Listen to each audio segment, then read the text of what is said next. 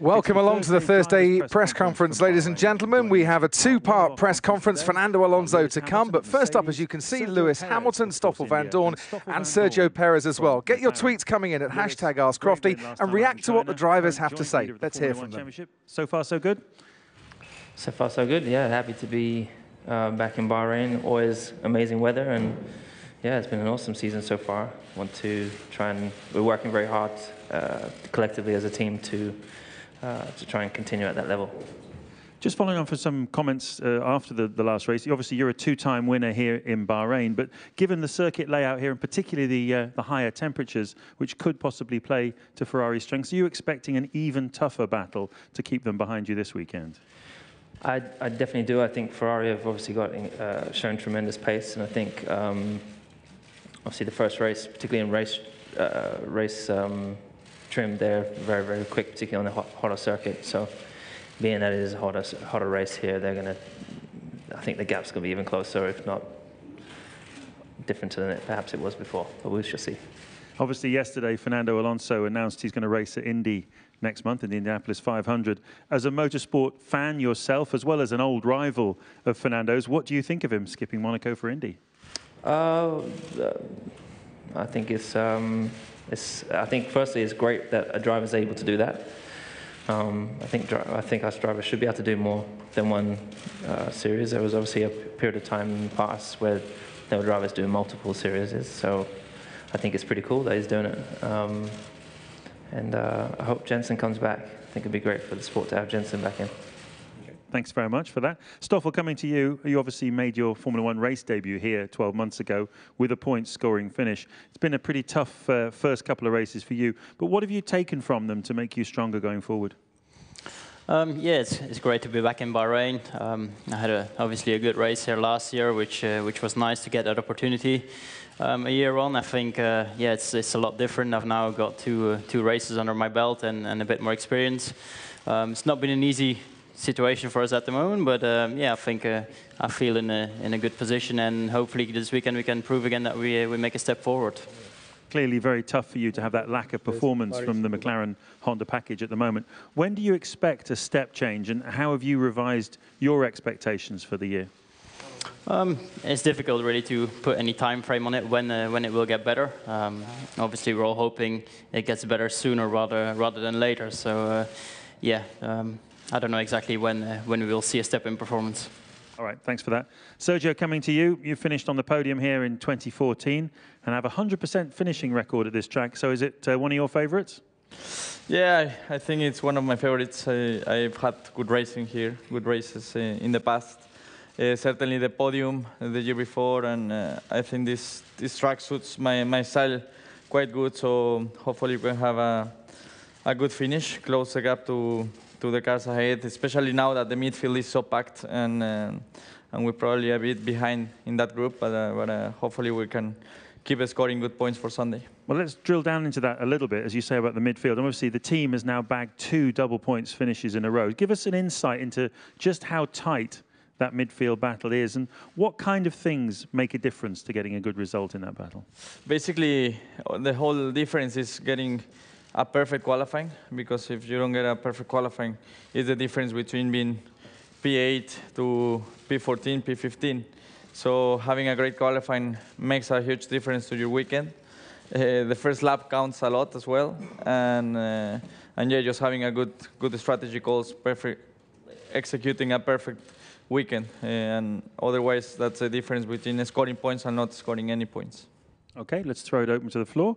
Please remember to give us your name and publication when asking a question. Who's got the first one for us this afternoon, please? Fratierel L'équipe, question to Lewis. You said you loved that kind of weather. How have you been working to deal with the heat for Sunday race? You said that I love which weather? This weather? Working in what sense? Fitness-wise? Just running in this heat. I was in Dubai from Tuesday onwards, so yeah, I was in Dubai for a couple of days and I got here this morning. So a couple of good runs in this heat always helps. It's hard work, but that's all you can really do.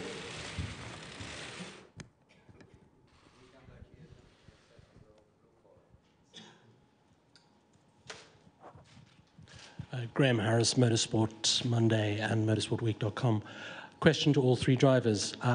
With Fernando announcing that he's doing the Indy 500, would any of you like to do the Indy 500 or possibly another iconic race like Le Mans if you were offered? And any comments on it? Stoffel, why don't you start?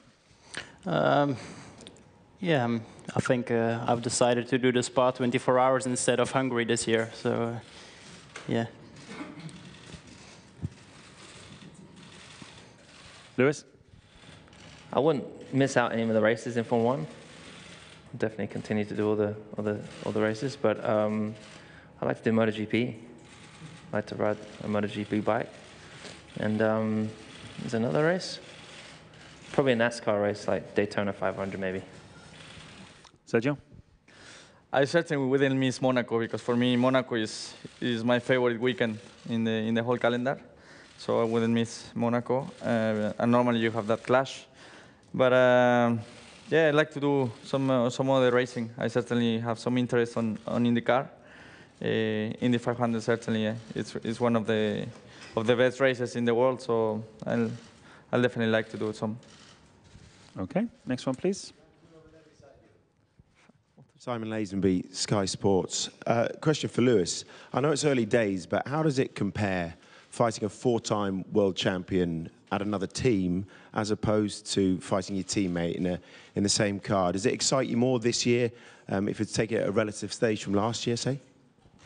I mean, I've commented on that same question a couple of times in the last 2 races, but yeah, I mean, it is more exciting racing another team, very much like I experienced in 2007, 2008.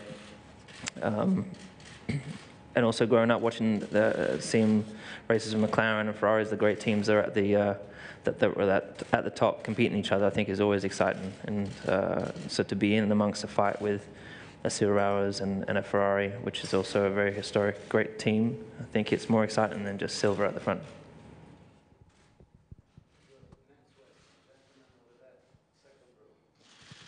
Question for all the drivers, Louis Decker, NOS.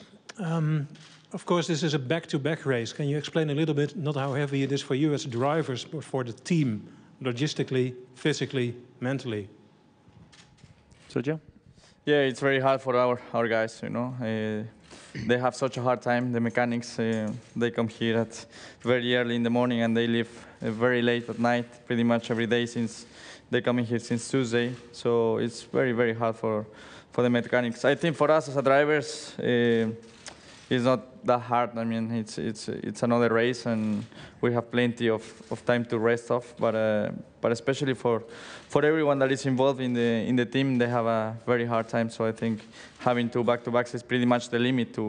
If we have a third one, it will be really, really hard for all the boys in the team. Lewis? Yeah, I think for the driver, I think it's easier doing back-to-backs. Could be back on weekend off. Just keep weekend in, weekend in. I think would be easier just for us because staying in the zone between races is just easier that way. When you have the gap, then you have to switch back into it, and so it's a little bit trickier. But for the team, it definitely is very, very tough. Obviously, it's time away from the family. They're on their feet for long, long, long hours in the day.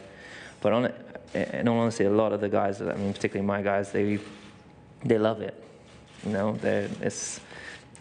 there's nowhere in the world they'd rather be. So whilst it is very, very tough for them for sure, and they definitely feel it, you know, it's great to see that enthusiasm and that sheer drive to just want to keep doing something you love. And so I never ever see them complain, ever. Stoffel? I think they pretty much covered everything.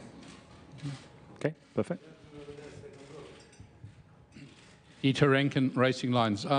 Lewis, when you're racing your own teammate, regardless of who it is, you both have very similar cars with similar characteristics, similar strengths, weaknesses, you have data. When you're racing somebody else in another team, like the Ferrari, for example, that car's got different characteristics, you don't have data. Which is the more difficult to do?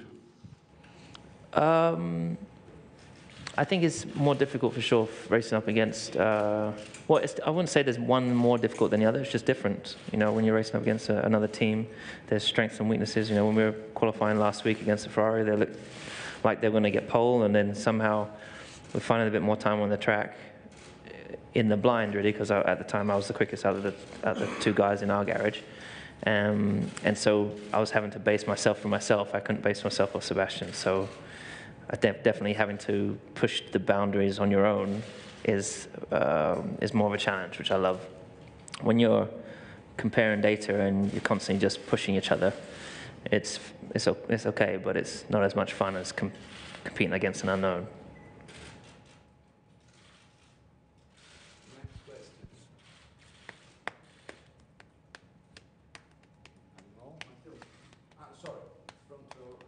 What's that from? Livio Riccio, Globosport.com. I'm sorry to come back to the same subject. If you were going to race in Indy 500, what would be the biggest challenge, considering the average speed they have? The cars are most of the time very close. You have a wall in your side. What should be the main lesson should be important to race there? Lewis? The main lesson? What most must learn before taking part in one race of the Platinum? Well, it's a completely different category, so it's a lot different. I've never driven one of those tracks, but it would be so much different for us to go and do that. Obviously, how our car's set up, because it's asymmetric. I believe the setup's asymmetric. The banking, how much you lift, how much how you use the tires. It takes us guys forever through these test days to learn how to operate these tires in the right window. So it's not I would imagine it's not an easy thing just to do in one go. So it's definitely a tall order in a short space of time. But geez, you got one of the best drivers in the world going there. For sure, will be the best driver in the paddock. But he just won't have the experience that any of them will have. So I think it would be a great, exciting challenge for him, to go and see how strong he can fare against those who have all that experience. What do you think, Stoffel? You've obviously watched quite a few of these races. What do you think would be the biggest thing you'd be wanting to understand straight away? I think it's a very strategic race. We've seen last year Alex Rossi winning the race and doing huge amounts of fuel saving. I think anything is possible. And Fernando, he's a clever guy. He knows what he's doing. So, yeah, hopefully he comes back with a trophy. I'll give him a bottle of milk as well. Have you spoken to him about it? Only a little bit at the moment, so I'm sure I'll catch up later over the weekend. And how about you, Sergio? What would you be thinking about on your first runs around the Speedway? Yes, as this guy said, there's so much to learn from a completely new series. We've been doing this for many years, and through the lower series as well, so it's something more similar to what we do now. So going to a completely new tire, new characteristic, new ways of setting up the cars, a circuit then driving on the traffic. But I think Fernando is probably one of his strengths, how he can manage the race situations. So I think he'll be really, really good on that. I think Indy really depends the last 10 laps. So I think he will be really good at it. Okay, thank you very much. Next one, please. Phil Duncan, PA. Lewis, you said earlier you'd like to see JB back in the car for Monaco. Can you just elaborate why you'd want to see him there? And Stoffel, is JB the man you'd like to see back at McLaren, replacing Fernando in Monte Carlo? It's not in my hands in the end. I'm sure the team got everything under control. I don't know yet who it will be, but yeah, I'm sure the team will pick the right driver. And Lewis? Because I like Jensen, and I think he's still one of the best drivers, and his caliber is still higher than any other driver that's going to be able to take that spot for sure. Experience is important in Monaco, isn't it? Yeah, his caliber and his experience for sure. Yeah. Okay, next one, please.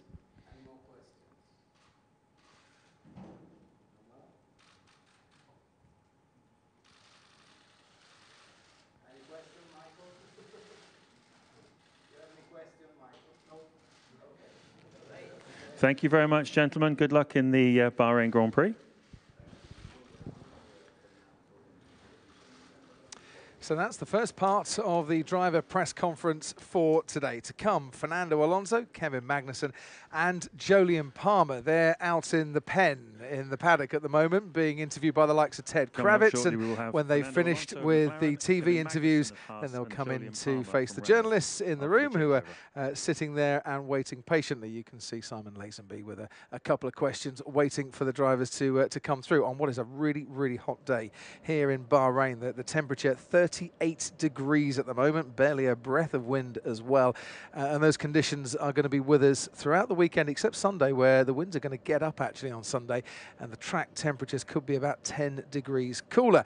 This is out in the paddock at the moment. I mentioned the pen. Look, they've set it up underneath the palm trees. How very nice indeed. Right, a few of your tweets at #AskCrofty. Micah Pakarinen says, do you think power steering and tyre warmers should be removed to make races more entertaining? Works well in other racing series. They talked about banning tyre warmers a while ago, didn't they? The teams didn't like it, Pirelli didn't like it, so it's not going to happen. Well, not for the time being anyway. Bradley Chambers, could we start to see more drivers missing races to go and race in other series? It was interesting, wasn't it, that all the three drivers, Lewis and Stoffel and Perez, all said, actually, you know, we quite like to go and race in other series. Sergio Perez saying, you know, I wouldn't want to miss Monaco, but Indy 500 is one of the best races in the world. I'd definitely like to do that. As for Lewis, it was Daytona 500 that he chose, a bit of NASCAR, or even MotoGP. We know Lewis likes his bikes and helps design them as well. So could he race in MotoGP? You know, never say never. Tim Everton, is it true that Stoffel is going to miss Hungary for another series? Well, he said this, didn't he? And I don't know if he was joking or not. And I'd like to go and see him and try and find that out. He said that maybe I'll give Hungary the swerve, or I'll give Hungary a miss, and I'll go and do the 24 hours of Spa instead. That is the same weekend as the Hungarian Grand Prix. Obviously, Stoffel Vandoorne is Belgian and would like, I'm sure, to be racing on his home track, but whether he's allowed to miss Hungary or not, I don't know at the moment. I would imagine the McLaren team would have something to say about that as well. No official announcement on who will replace Fernando Alonso in the McLaren seat, of course, for Monaco. We all think it's going to be Jenson Button. Lewis Hamilton saying, yeah, it'd be great because you need experience, of course, around Monaco.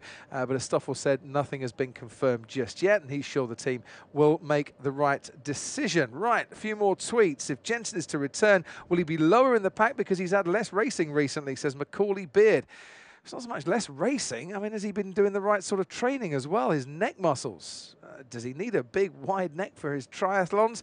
He certainly needs it to race a Formula One car, maybe not so much around the streets of Monaco. But is Jenson getting the right sort of training in?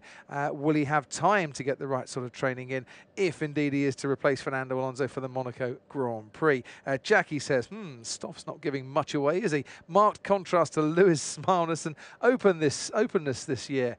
It was interesting. Stoffel Vandoorne, you know, asked about the pressure situation, the situation that he's in. Don't know when the performance upgrade is going to come, he says, but I'm sure the team are working on it. And a few of you saying, is it a good time for Stoffel Vandoorne to actually be racing and making his full season debut because the McLaren car not quite so good? Maybe there is less pressure on him. Or maybe there's more pressure on him to try and outdrive the ability of the car, as his teammate Fernando Alonso is telling the whole world that he's doing at the moment. Maybe that actually ramps up more pressure on the driver himself. Who knows? Dave Pickering, do you think it would be good to see JB back in the driver's seat, if only for one race? I'm with Lewis Hamilton on this one. Yes, I do. I think it'd be fantastic. And I do think you need experience around Monaco. If you put a complete rookie into that seat, well, who knows what's going to happen? You're only, you know, about that much away from the barriers at all time. Lewis said he wants Jenson back. I'm with you, says Formula One. Right.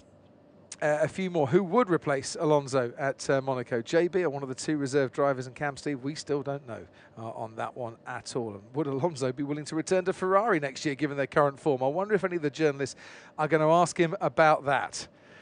We shall see. I'm not quite sure there's much chance of coming back to Ferrari, but whether Fernando will want to or not is his prerogative to say. One of the younger drivers could possibly step in for Fernando at Monaco, says Bobo. What are your opinions on the current Honda situation at McLaren and their performance?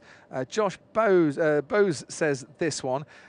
They are saying, Honda, aren't they, that there is a new engine spec that they hope is going to cause or find a solution to some of the vibration issues. They can't turn the engine up to full power because when they do, it vibrates so much. certainly did in testing, that it was affecting the wiring loom and all the electrical connections were actually coming loose. Drivers are going up the stairs and into the press conference room at the moment, so we'll hear from them in a few moments' time. So if they have cured those vibration issues, great, because then they can start to run it a bit more at full power and they can start to deploy more of the ERS systems as well. But we keep our fingers crossed, because we don't want to see McLaren and Honda at the back. We want to see a tight, close battle, don't we? Just like Lewis Hamilton was saying, isn't it great that I'm in the middle of a battle between Mercedes and Ferrari? Way more interesting than just a Mercedes battle. James Mallinson, it's all about Fernando Alonso today, isn't it? What if Alonso likes Indy 500 and he might not come back to Formula One? What if? Who knows what Fernando's going to find to put a smile on his face at the Indy 500 if he wins it. I'm sure he will be smiling forever. I'd love to see Lewis Hamilton do Daytona 500. It's before the F1 season starts, says Lee Wilson. Thank you very much for your tweet, Lee. Hashtag Ask Crofty. What are McLaren's chances given all their recent failures? What, for this week? This is at Tutpack. I don't think McLaren are coming here looking for a points finish. And Bahrain, even though they are kind of owned and their majority shareholders are the Bahraini World Fund, I don't think it's been a great track in recent years, and I don't think they're looking for it to be a good track this year as well. Thank you for all your tweets. Keep them coming in. Hashtag Ask Crofty. We'll do a few more at the end of the driver press conference. You can see Jolyon Palmer in his black and yellow, Fernando Alonso looking resplendent in grey, and Kevin Magnussen, who was back in the top 10, of course, in China, completing the trio. And let's see if we can hear from the drivers now as they just attach Jolyon's mic. If he did open his mouth without it, we wouldn't be able to hear him.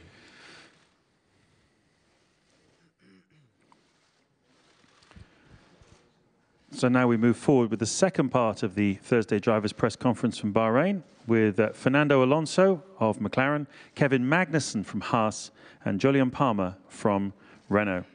So Fernando, twice a winner here in Bahrain, but really only one thing to ask you about this afternoon, which is the Indianapolis 500. First current Formula One driver to do Indy, I think, for around 40 years.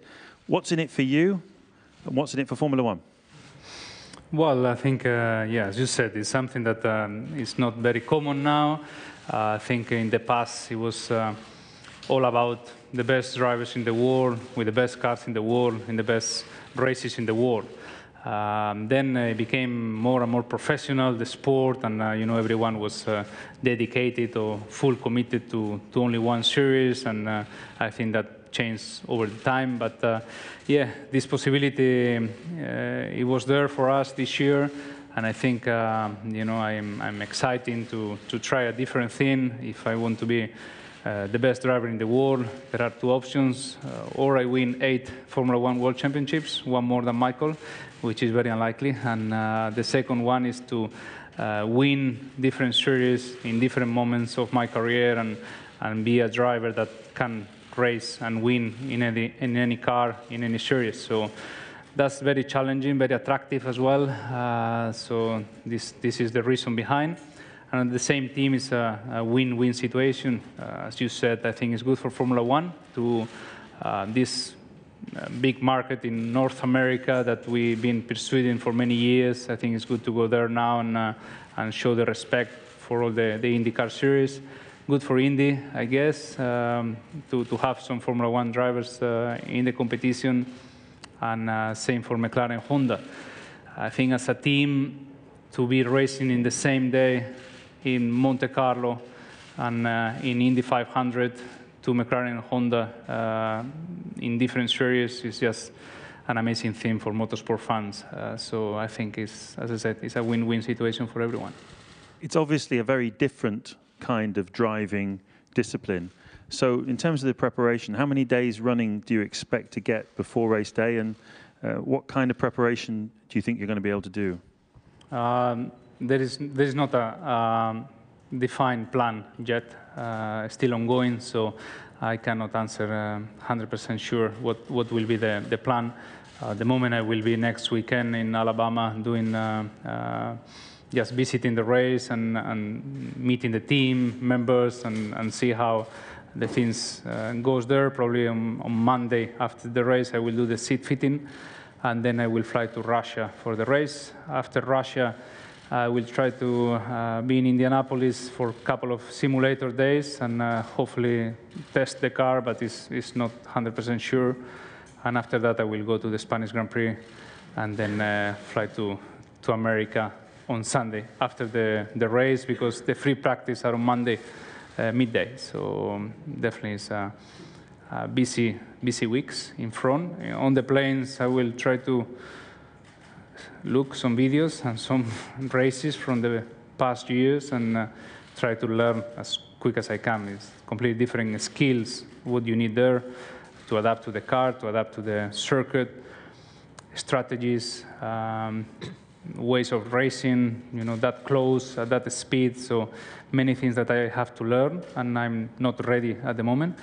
But in the next couple of weeks, I'm confident that I will be able to adapt as quick as I can. Just before you came in, Lewis and Sergio were talking about it and thinking about the challenge ahead of you, and they were both saying that they think you'll go great because you're outstanding at race management, if you need to save fuel, if you need to save tyres, managing the tyres, but also moving through traffic. Do you, when you look at those races, do you see, you feel confident that there's a lot of areas like that you've got in your game that will really help you?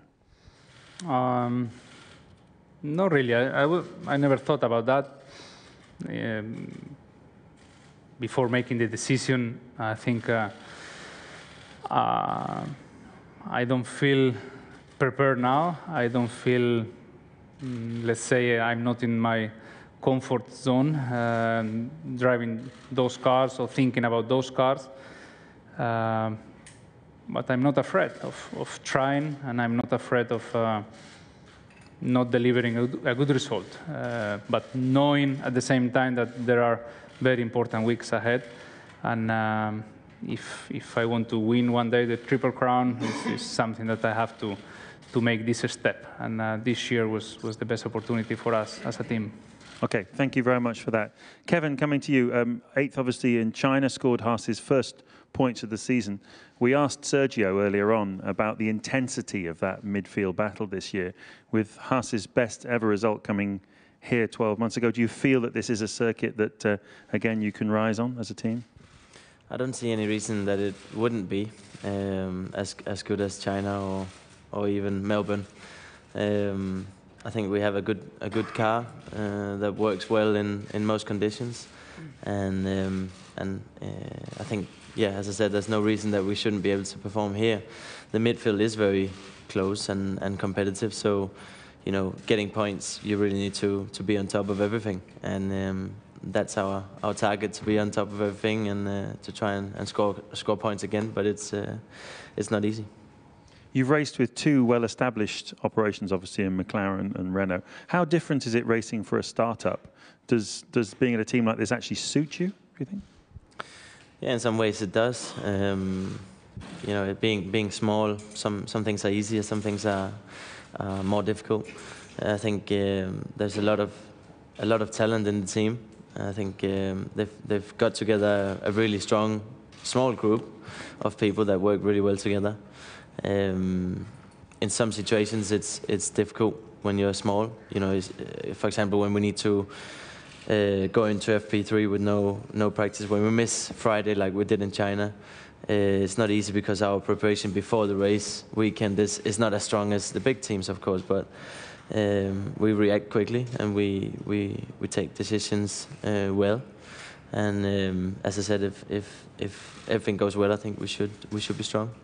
Okay, thank you for that. And coming to you, Jolyon, obviously a brutal weekend in Australia, and then in China, qualified 18th but finished 13th. It's clearly not gone as expected so far, but so what have you had to deal with?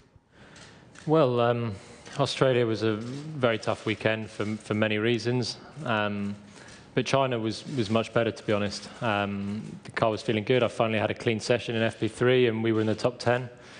And then qualifying, I really think I could have been in Q3 as well, but I didn't get a lap in Q1 really. So starting from the back, it's difficult to do much, and we couldn't make a lot of inroads in the race. But I think the performance of the car is pretty good, as Nico's been showing really, especially in China qualifying. So it's just a matter of putting a clean weekend together, getting actually some laps on Friday. I think I've done about 10 so far across 2 weekends. So yeah, it'd be nice to have a clean weekend, and I think we can get in the points. Do you feel this generation of cars suits you? I like it, that's for sure. I mean, I think probably every driver's really enjoying driving these cars. There's a lot of downforce. For me, having never driven a V8 or a V10 era of F1 car, this is really exciting. So it's easily the quickest I've ever driven. Yeah, the downforce is the main thing that we feel, and it's exciting. Do you feel you're more comfortable in race mode than in qualifying? Is qualifying an area of particular focus for you going forward then this year? No, I think just we've had two particularly difficult weekends. I mean, qualifying, I think in China, we would have been fine, and the lap that I was on in Q1 would have easily seen me through to Q2. So I'm really sure I could have been in Q3, but that's just how it goes. The Sauber crashing meant that I couldn't complete the lap properly. Okay, thank you very much for that. Let's throw it open to the floor. Give us your name and publication when you ask a question. Yes, who's got the first one? Thank you. Dieter Renken, Racing Lines. Fernando, if you win in Indianapolis and if you're able to win Le Mans after that, and both are big ifs, unfortunately, it would still only pull you level with another double world champion who won the Triple Crown. So what other event, iconic event, could you aim for to really set yourself apart from everybody else, as you said earlier on you'd like to? I don't know, that's thinking too much ahead. I'm go-kart world champion. I don't know if the other guy was.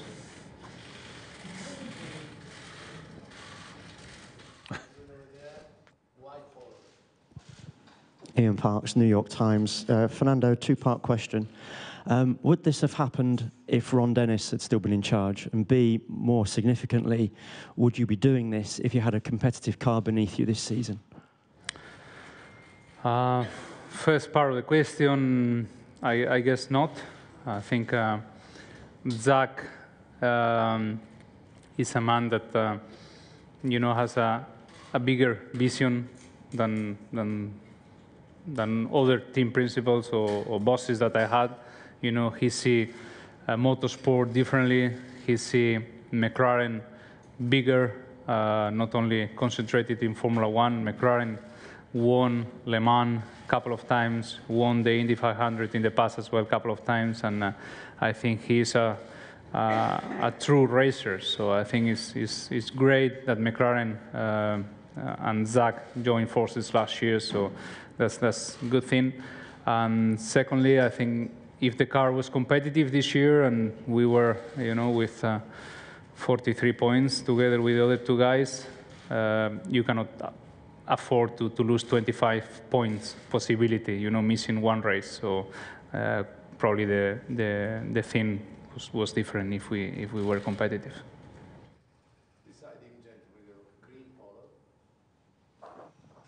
Yeah, Jerome Bugmar, Associated Press. Yeah, Fernando, do you have any idea when you think you will be able to race in Le Mans?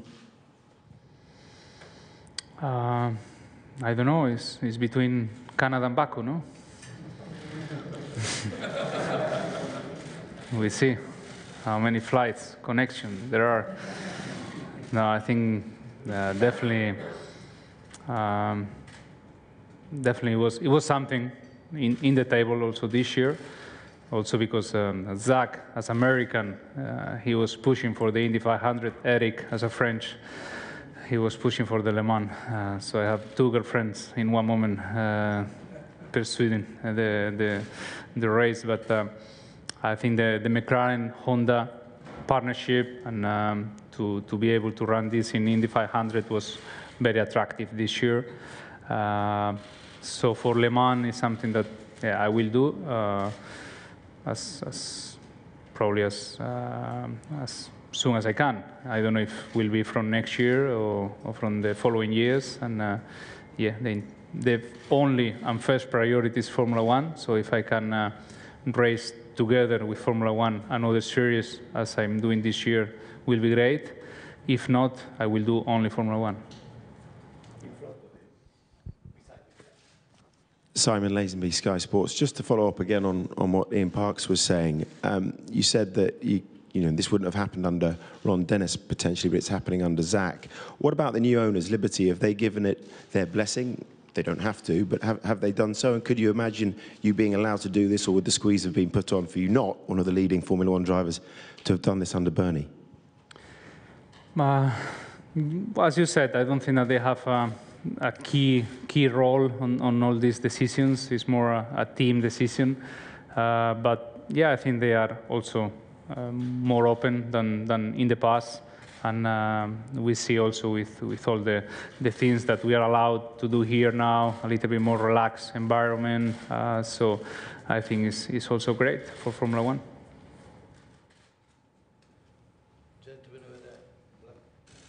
Abhishek Takle from Midday. Question to Fernando, two-part question again. Firstly, who would you like to see replace you in Monaco? Who do you think would be the ideal driver to do that? And secondly, when you say good result at Indy, what do you mean? Are you going there for the win? Or is it too early to set that target? And do you see winning this year a realistic prospect at Indy? Thank you. I think for the Monaco replacement, I don't have. I don't know. I have no idea of what the team is thinking at the moment, and I don't have any preference either. I think whoever will be on the car, he will do great because the team will try to make the best decision possible. Also, Stoffel, I'm sure that he will put the car where he will need to put it, because now with some more races and testing also next week here, I think he will get to the speed, maximum speed as soon as possible. So I'm not concerned for this. Will be a good weekend in Monaco for the team, I'm sure. And then in Indy, I don't have a clear target. Let's put it that way. I think I'm going there just with the feeling of, enjoy this experience, learn as much as I can from the track side with the different skills that I will need to drive those cars, and also from the outside, which I think the event is quite big. It's 14 days event with many things happening there. So very open to everything that comes, but at the same time, I'm a racer, and if I want to win the Triple Crown one day, I have to win that race. If that win happen earlier than expected, he's welcome. And like this, I don't need to go again.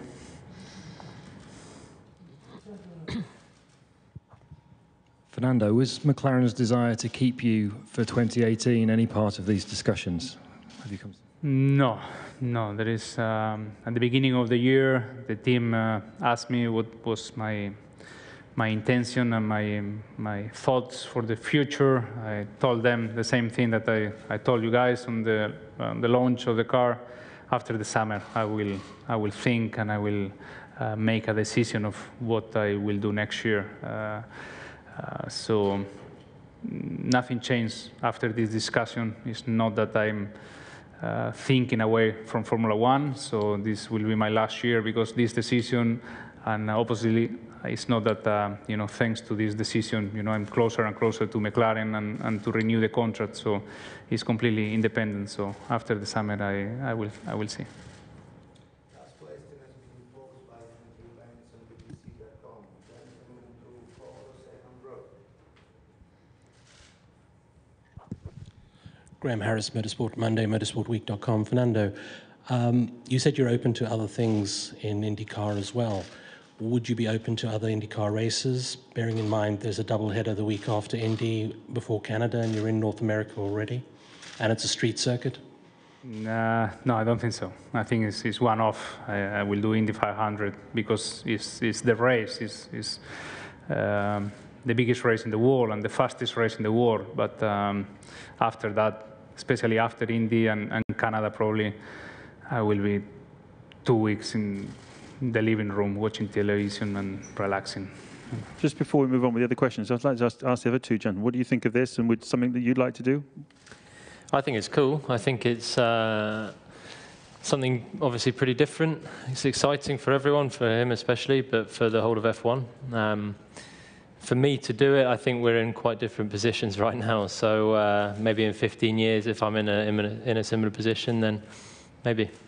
And how about you, Kevin?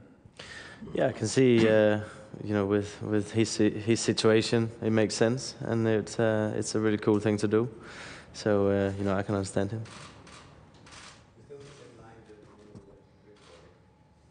Fair L'Équipe question to Fernando.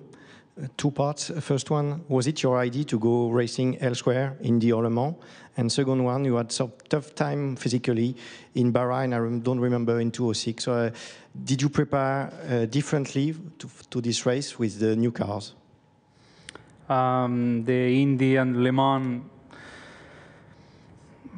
I don't know, it was a conversation, it was a dinner in Australia that we were sharing our ambitions for the future, me as a driver of my karting school and different things different projects that I'm in, and as a driver, you know, to win something else than Formula One, that we succeed to win a few things here was attractive. And Zach was telling me his vision about the team in the near future, expanding McLaren in different series in motorsports. So I think it was a conversation that came by casualty, but it didn't came from my side or from his side. It was just a conversation.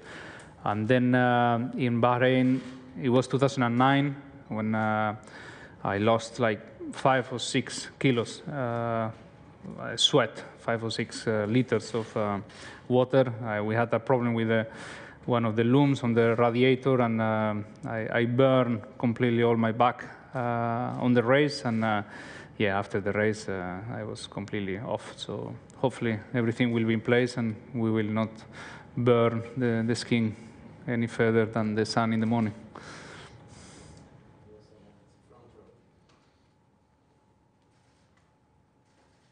Livio Rico, Globesport.com. Fernando, what is the influence of the difficulties of your team today in your decision to compete in USA Indy 500? And if this decision will interfere in your presence in this season, Formula One this year, in other races? It will not influence anything for the remaining of the year. You know, in Canada, I will be back. You know, stronger, hopefully, because there are some improvements also during the year that will put us in a more normal position. That right now we are very uncompetitive and we are not happy with the situation. So I think it's going to be much more fun for us, the remaining races from Spain onwards, let's say. And what was the first question?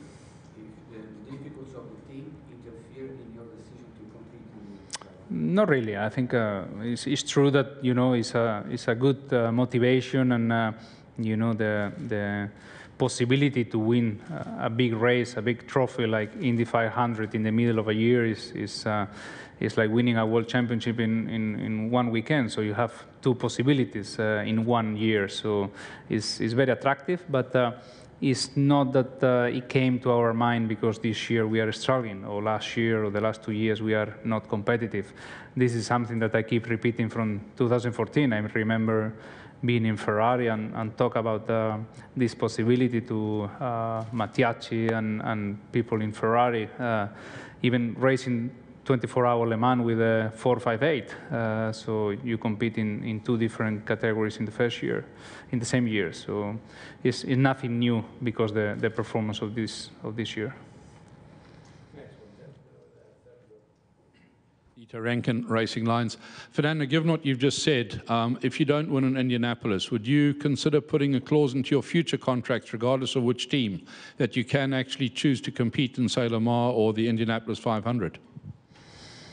No, I think if it's something that comes naturally from the team and from myself, and we want to do it, you know, is one thing, but my commitment and my desire to win in Formula One is bigger than any other challenge that I can find outside Formula One. So, you know, it's Formula One or nothing at the moment, but if together with the team we arrive to a decision that maybe could be interesting for both sides to try something else, we do it, but I will never put a clause or anything in the future contracts, because Formula One is the only thing that I want to do, and the only thing that probably I'm prepared to do. The other things is just a question mark. Schmidt, Automotor Sport. Fernando, how hard is it then to miss the race in Monte Carlo, the one where you probably can overcome the deficiencies of the car more than on any other place? It's very hard, definitely Monte Carlo. We know with the package we have in the last couple of years, it was our best opportunity. It's where we achieved the best results in the last couple of years. So it's a very magic event in Formula One. So with all the respect for all the other races, you know, any other race to miss was fantastic compared to Monte Carlo. So yeah, I will try to follow from Indianapolis. Also that weekend is more or less free there. It's only the race from Sunday. So yeah, I will miss massively Monaco. Abhishek Takle, Midday. Fernando, I know earlier you said that you haven't yet set any targets, but you must be reasonably confident of, you know, being able to run at the front, because, you know, without that, to give up, you know, competing in Monaco is a pretty big decision. Thank you. Yeah, but in a way, you know, Monaco is the biggest race of the calendar in Formula One, and the event is amazing. Not only the race on Sunday, the whole weekend is amazing, but the best result that we achieved was last year, 5th.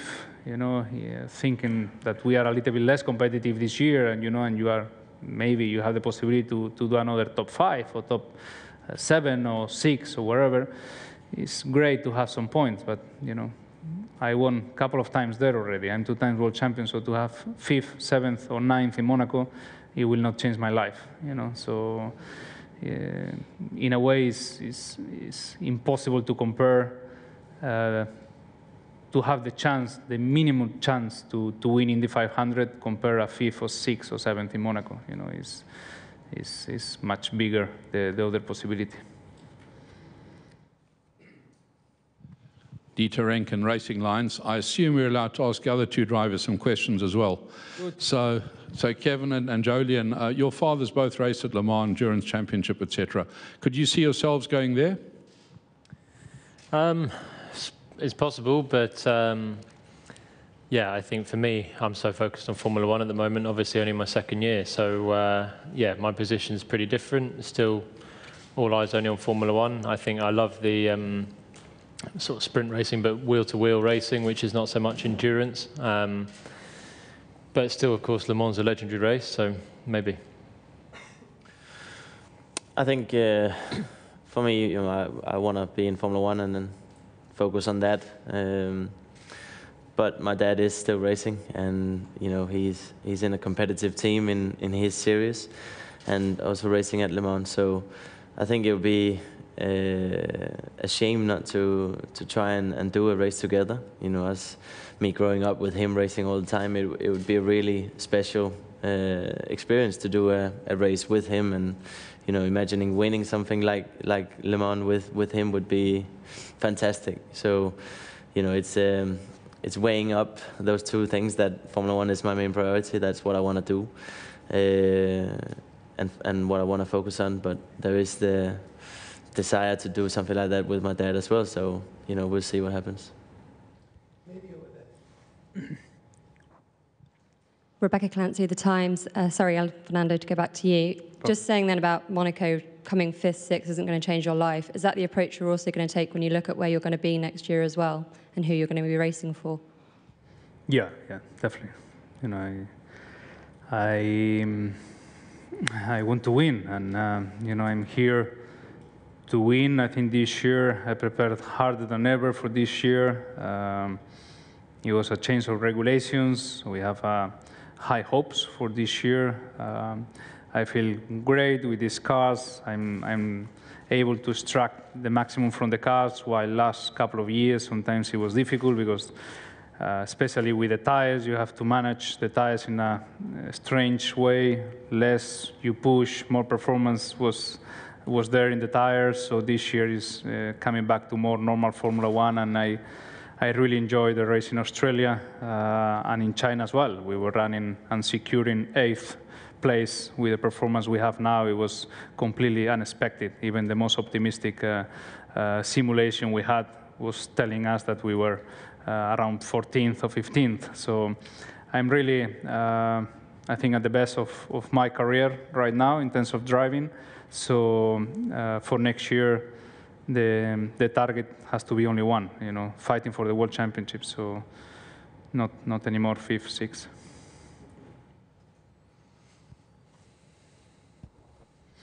Okay, thank you very much, gentlemen. Good luck in the Bahrain Grand Prix. Full transcript at FIA.com.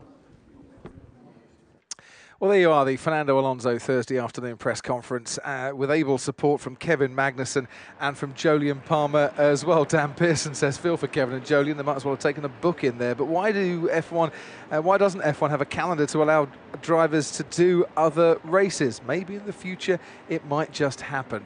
Jackie says, well, that says it all. I'm a two-time world champion. Coming 5th, 6th and 7th at Monaco is not where I want to be. From Fernando Alonso. Was it worth K-Mag and Joe turning up for that one? A bit predictable, I guess. And Dan Temple got a feel for K-Mag and Jolyon. Can they ask Fernando a couple of questions to get involved? Adam Marilla says, why didn't the cars go to the back of the grid in China after the safety car came out? That only happens if the safety car leads away the field at the start of the race. Once they go racing, that it's the usual procedure, but you only get a standing start in the wet. At the start, as it were, of the safety car leads them away on another formation lap. TL Boy says, an observation, not a question. Alonso very open in the press conference. And the yellow cap, we'll leave this with you. What a super answer by Fernando Alonso. I'm a go-kart world champion. Not sure if the other guy ever was when he was talking about the Grand Slam. So all you need to know about Fernando Alonso and Indy 500, as explained here on Sky Sports F1 this afternoon. We will be back with live action and that car, the Force India car, on the track tomorrow, along with the rest of them as well. It's Friday and it's practice. 11:45 for FP1, 4:45 for FP2 on Sky Sports F1 and available, of course, in Ultra HD. The F1 show is at 7 o'clock on Friday evening, and then we're back the day after with the third and final practice. Because Sebastian Vettel finished quickest for the third weekend running. Qualifying is at 3 o'clock. And then on Sunday, track parade at 2:30, the pit lane live half an hour later, the race show from 3:30, available in Ultra HD and Paddock Live. All the reaction you need at 6:30. That's it from the Thursday press conference for today. It's all nice and quiet here, but thank you for your tweets. Take care.